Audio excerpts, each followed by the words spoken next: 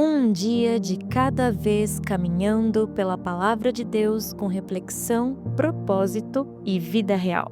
Seja muito bem-vindo ao Bíblia 365 na prática.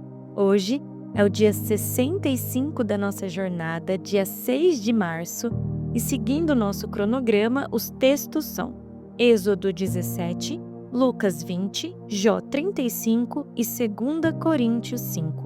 Se esse tempo tem te abençoado, siga o programa aqui na plataforma e compartilhe com alguém que precisa ouvir essa palavra hoje. Então prepare o seu secreto, prepare as suas anotações e esteja atento ao que Deus quer falar com você hoje. E sem mais delongas, Êxodo capítulo 17. Depois de receber o maná no deserto, o povo continua sua jornada. Agora eles chegam a Refidim, mas novamente surge um problema: não havia água para beber. E mais uma vez o povo murmura. Sabe, um dia, alguns anos atrás, enquanto eu li essa parte da Bíblia, eu perguntei para Deus: Nossa, Pai, como você conseguiu ter tanta paciência com esse povo? E eu senti no meu coração, como quem diz: eu faço o mesmo com vocês, vocês não são diferentes deles. Logo, me calei e entendi o recado. Mas continuando o capítulo, o povo discute com Moisés e diz: dê-nos água para beber. Eles chegam a questionar por que foram tirados do Egito, dizendo que morreriam de sede ali. Moisés então clama ao Senhor, dizendo que o povo poderia até apedrejá-lo. Então Deus pede para Moisés pegar o bordão com que havia ferido o Nilo e bater na rocha em Horebe, e sairia água para o povo beber. O lugar recebe dois nomes, Massá e Meribá. Massá significa provação e Meribá, contenda ou disputa. Esses nomes marcam o motivo daquele momento. O povo questionou se Deus realmente estava no meio deles. A pergunta foi: está o Senhor no meio de nós ou não? E essa é uma pergunta tão humana. Muitas vezes, em momentos de dificuldade, o coração também se pergunta se Deus está presente. Logo depois desse episódio, acontece a primeira guerra registrada depois da saída do Egito. Os amalequitas atacam Israel. Esse povo atacava viajantes e grupos vulneráveis no deserto. Aqui aparece pela primeira vez um nome que será muito importante na história bíblica: Josué. Moisés pede para que Josué escolha homens para lutar contra os amalequitas. Enquanto a batalha acontece, Moisés sobe ao monte, levando Arão, Hur e o bordão de Deus. Quando Moisés levantava as mãos, Israel prevalecia. Quando ele abaixava, os amalequitas avançavam. A batalha estava acontecendo no campo, mas a vitória estava sendo definida na presença de Deus. Quando Moisés se cansa, Arão e Hur sustentam suas mãos, um de cada lado. Assim, as mãos permanecem levantadas até o pôr do sol e Israel vence a batalha. Precisamos aprender isso. Vitórias espirituais muitas vezes são geradas em ambiente de intercessão.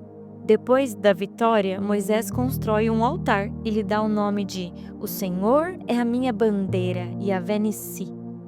Naquele contexto, uma bandeira era levantada em batalhas para identificar o exército e reunir o povo. Ao dar esse nome ao altar, Moisés declara: a verdadeira vitória de Israel não vem da força militar, vem do Senhor.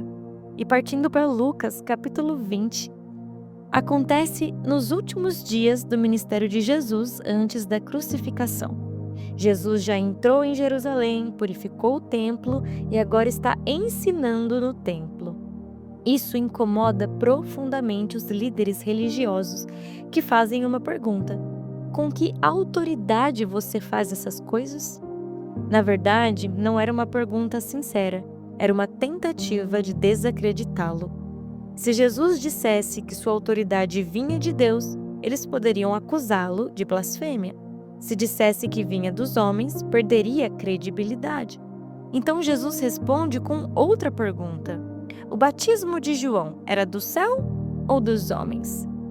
Se eles respondessem que era de Deus, Jesus perguntaria por que eles não acreditaram em João. Se disserem que era humano, o povo se revoltaria porque eles reconheciam João como profeta. Então eles dizem que não sabem e Jesus também não responde. Mas ele revela a hipocrisia deles. Jesus então conta uma parábola. Um homem planta uma vinha e a arrenda a lavradores. Depois envia servos para receber parte da colheita. Mas os lavradores espancam os servos e os mandam embora. Por fim, o dono envia o seu próprio filho, pensando que o respeitariam. Mas os lavradores decidem matá-lo para tomar a herança. Essa parábola é uma representação da história espiritual de Israel. O dono da vinha representava Deus, a vinha, Israel. Os servos representavam os profetas enviados ao longo da história, e o filho representava o próprio Jesus. Ao longo da história, Deus enviou profetas e muitos foram rejeitados ou mortos. Agora, o próprio filho foi enviado e seria rejeitado também. Então, Jesus cita o Salmo 118. A pedra que os construtores rejeitaram tornou-se a pedra angular. Essa pedra representa o Messias. Os líderes religiosos são esses construtores que rejeitaram Jesus. Mas Deus o tornaria a pedra principal da construção, o fundamento do reino. Tem muita coisa aqui nesse capítulo que você precisa mergulhar no secreto. Esses áudios são apenas uma forma de te ajudar a começar a desenvolver o seu secreto. Não se esqueça que você tem livre acesso a ele e ele tem revelações particulares para dar a você. Ao ler este capítulo completo, você verá que Lucas 20 nos ensina que Jesus possui autoridade verdadeira, que a história mostra que muitos rejeitam a voz de Deus, que a vida tem responsabilidades diante da sociedade e diante de Deus. A ressurreição revela que a vida não termina na morte e que a aparência religiosa não substitui um coração verdadeiro. Lucas 20 mostra que alguns tentam prender Jesus em palavras, outros ouvem e são transformados. E a pergunta que permanece para nós é: o que cada pessoa fará com a pedra que Deus colocou como fundamento, que é Jesus? Partindo para Jó, capítulo 35, Eliú continua sua fala, algo que ele entendeu das palavras de Jó. Ele acredita que Jó está insinuando que não vale a pena ser justo, porque mesmo sendo correto, ele continua sofrendo. Então Eliú apresenta um argumento. Deus é infinitamente maior que o homem. Ele diz que o pecado humano não prejudica em nada a Deus e que a justiça humana também não acrescenta algo a Deus. Deus não depende do nosso comportamento para existir ou para continuar sendo Deus. Segundo Eliú, nossas atitudes afetam principalmente outras pessoas, não a grandeza de Deus. Ele também observa que muitas pessoas clamam em momentos de sofrimento, mas nem sempre procuram Deus com um coração sincero. Muitas vezes os gritos são apenas de dor, não de verdadeira busca por Deus. Eliú afirma que Deus não responde a clamores vazios ou arrogantes.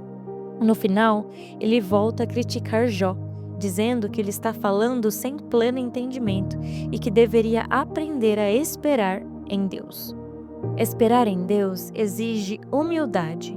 Jó ainda está no meio da dor e Eliú continua tentando interpretar o sofrimento dele, mas a resposta final da história ainda virá quando o próprio Deus falar.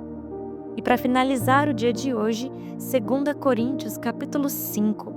Aqui Paulo fala sobre esperança eterna, transformação em Cristo e a missão que recebemos como cristãos.